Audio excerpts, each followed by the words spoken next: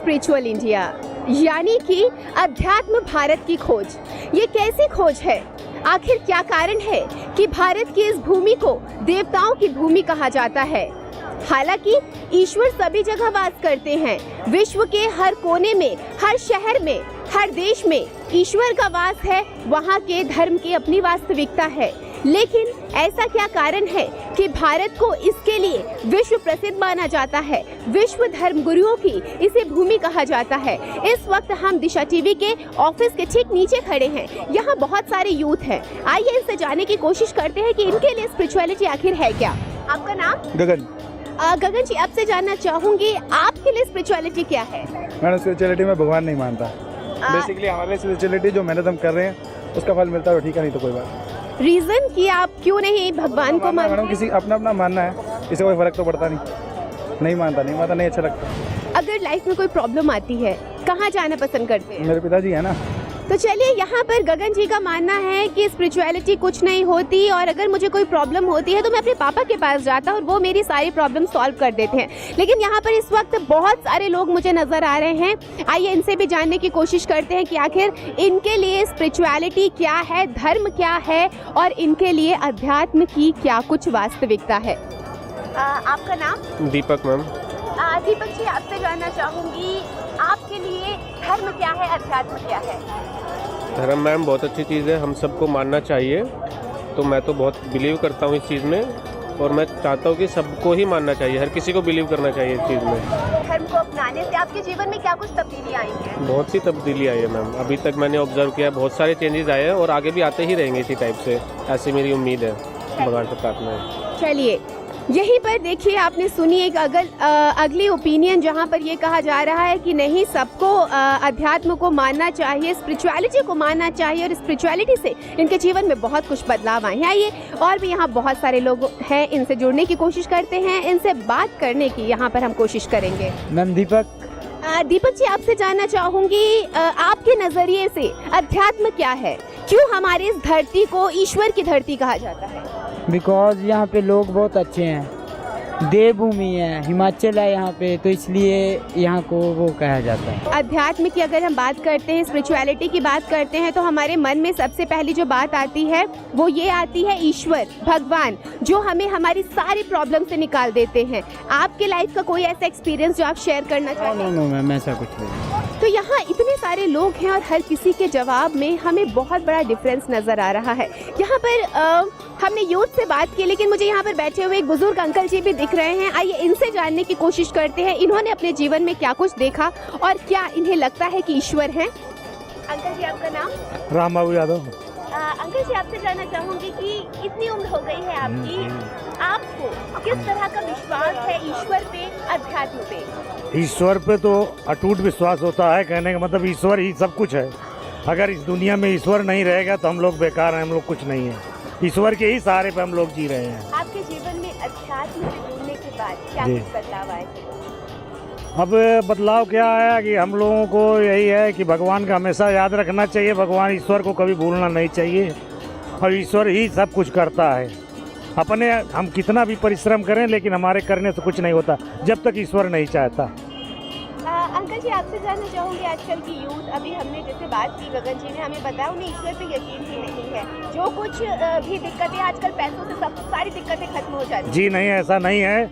हमने अपने जीवन में हर कर्म करके, कहने का मतलब नौकरी भी करके बहुत परिश्रम किया है, लेकिन जब तक ईश्वर नहीं चाहा तब तक हमें कोई लाभ नहीं मिला है और जब चाहा है तब बहुत बड़ा लाभ हुआ है। जी बिल्कुल, यानी कि आजकल की यूथ को ईश्वर को मानना चाहिए, क्योंकि सारी की जो सारी हमारी समस्याएं होती हैं, ऐसा नहीं है कि सब कुछ पैसों से खत्म हो जाती हैं। ईश्वर जब तक नहीं चाहते तब तक जीवन में बड़े बदलाव नहीं आ सकते हैं। ये राम गोपाल जी का कहना है। यहाँ और भी बहुत सारे लोग जुड़े हैं, आइए आपको इनसे भी मिलवाते हैं, इनकी भी प्रतिक्रिया जानने की कोशिश करते हैं कि आखिर इन्हें क्या लगता है कि अध्यात्म है क्या। यहाँ पर जगवीर जी हैं मेरे साथ और इनसे जानने की कोशिश करते हैं कि अध्यात्म इनके लिए क्या कुछ है। आपको अध्यात्म पर विश्वास है? No ma'am. कारण जान सकती हूँ?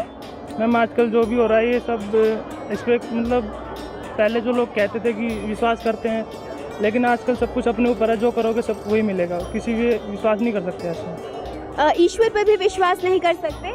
ईश्वर पर मैम विश्वास देखो, मानो तो सब कुछ है, नहीं मानो तो कुछ भी नहीं है। वैसे करना होता जो हमें अपने आप ही करना पड़ता है, ईश्वर कुछ नहीं करता। ईश्वर कुछ नहीं करते, लेकिन जो भी जीवन में कई बार ऐसी घटनाएं घट जाती हैं कि हम मानने पर मजबूर हो जाते हैं कि चलिए ईश्वर नहीं है, लेकिन कोई एक ऐसी शक्ति है। क्या आपको उस शक्ति पर यकीन है?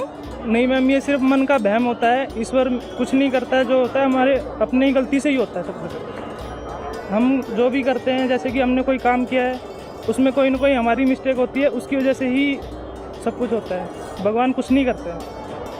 तो सुना आपने, जगवीर जी का कहना है कि भगवान कुछ नहीं करते, जो कुछ करता है एक इंसान खुद करता है, और वो जो कुछ करता है उसे जीवन में उसका फल देखने को मिलता है। दर्शकों, अगर ऐसा ही है तो फिर हमारे वेद पुराण क्या सारे झूठे हैं? जो बातें गीता में लिखी गई हैं कि हम जैसा कर्म करेंगे हमें उसका वैसा ही परिणाम मिलेगा, इसका मतलब ये क्या सिर्फ किताबी बातें हैं? आइए जानने की कोशिश करते हैं। हमारे साथ बहुत सारे लोग बने हुए हैं। अध्यात्म का क्या कुछ आपके लिए संदर्भ क्या है, और धर्म का क्या कुछ संदर्भ है? धर्म का तो बहुत महत्व है, बगैर धर्म तो हम आगे बढ़ ही नहीं सकते मैडम। आपके जीवन में कोई एक ऐसी घटना जिसने आपको यकीन करने पर मजबूर कर दिया हो? बहुत सारी हैं। एक हमारे साथ बांटेंगे? कई बार ऐसा होता है कि अगर हम जैसे भगवान की पूजा करनी बंद कर दें तो हमारे साथ गलत ही गलत होता है, ठीक नहीं होता। यानी कि अनिल जी का खुद का मानना है कि ईश्वर हैं और ईश्वर की हमारी ज़िंदगी में बहुत ज़्यादा आवश्यकता है, और हमें अपने ईश्वर पर पूरा विश्वास रखना चाहिए, ऐसा मानना है अनिल जी का। अभी तक हमने देखा कि यूथ, उनका अपना कुछ अलग कहना है, और जो हमारे कह सकते एक मध्यम वर्ग के, एक मध्यम उम्र के जितने लोगों से हमने बात की, उनका एक अपना अलग नज़रिया है। लेकिन अभी भी प्रश्न यही उठता है कि आखिर भारत को, जो देवों की भूमि कही जाती है, वहाँ पर यूथ को विश्वास क्यों नहीं है अध्यात्म पर? इस पर हम ज़रूर बातचीत करेंगे, क्योंकि अभी बहुत सारे लोगों से बातचीत करना बाकी है, उनके नज़रिए को जानने की आइए कोशिश करते हैं। तो लगातार हम यहाँ पर बहुत सारे लोगों से इस वक्त बातचीत करें, और आपको बता दें कि हम खड़े हुए हैं नेताजी सुभाष प्लेस, दिल्ली की एक बहुत ही फेमस जगह है जहाँ पर बहुत सारे यूथ दिन रात इकट्ठा रहते हैं। आइए यहाँ पर आए बहुत सारे लोगों से बातचीत करते और ये जानने की कोशिश करते हैं कि व्हाट इज़ स्पिरिचुअलिटी, अध्यात्म आखिर है क्या। चलिए देखते हैं, यहाँ पर कुछ लोग हमें दिखाई दे रहे हैं, इनसे बात करेंगे और जानने की कोशिश करेंगे। आंटी जी, आपसे जानने की कोशिश करूँगी, धर्म क्या है, अध्यात्म क्या है? धर्म इंसानियत, मेरे हिसाब से धर्म है इंसान की करुणा, दया और प्रभु के प्रति अपार समर्पण। आंटी जी, प्रभु के प्रति अपार समर्पण, किस तरह का समर्पण? मतलब ना प्रभु अलग है ना हम अलग हैं, एकाकार। जीव और आत्मा जो एक रूप ले लेते हैं, उसको ही धर्म अपने अपने मायने में हर इंसान के समझने की अलग अलग चीज़ है। कोई धर्म को किसी तरीके से समझता है, कोई किसी तरीके से, पर धर्म वही है जिसमें इंसान अपनी मानवता को ना भूले। आंटी जी, हम जानते हैं कि हमारी भारत की इस भूमि को देवताओं की भूमि कहा जाता है, गुरुओं को हमारे यहाँ बहुत सम्मान किया जाता है, लेकिन जब आज की यूथ से हम बातचीत करते हैं तब हमें ये जानने को मिलता है कि ईश्वर कुछ भी नहीं है, जो कुछ करना है मुझे करना है। तो इस जो भेदभाव को कैसे दूर किया जाए, कैसे इसे समतल किया जाए? ये भेदभाव नहीं है, अगर ये ज्ञान हर इंसान के अंदर आ जाए कि ईश्वर मेरे अंदर ही है, तो ये मैं सोचती हूँ युवा की अच्छी अप्रोच है। अगर जहाँ लोग दुनिया बाहर देखती है, बाहर ना होके हर चीज़ तो अपने अंदर ही है, तो वो चीज़ मुझे लगता है कि अगर वो उस तरफ टर्न हो जाए, अपने कॉन्सेप्ट को, अपने अंदर की इनर वॉइस को सुने और उसके अकॉर्डिंगली चलें, अपने अंदर का नाता अपने साथ हो जाए, तो फिर वो उनके लिए एक, मुझे लगता है कि वो ज़्यादा अपने आप को ऐसे ह्यूमन बीइंग डेवलप करते हैं। आंटी जी, आपकी बातों से मुझे एक बात का तो ये अंदाज़ा लग चुका है कि आपको अध्यात्म पे बहुत विश्वास है। आपसे जानना चाहूँगी, जीवन में ऐसा क्या कुछ घटा या ऐसा क्या कुछ हुआ कि आपको प्रभु पर इतना यकीन हो गया? मुझे लगता है जो इंसान अपने आप पे विश्वास करता है, क्योंकि वो खुद भी एक प्रभु का ही रूप है, आत्मा उसके अंदर भी है, और प्रभु उन्हें इसीलिए मनुष्य का जन्म देते हैं, जिससे कि वो खुद तो नहीं आ सकते, लेकिन मनुष्य बन के अच्छे कर्म करने के लिए प्रेरित करते हैं।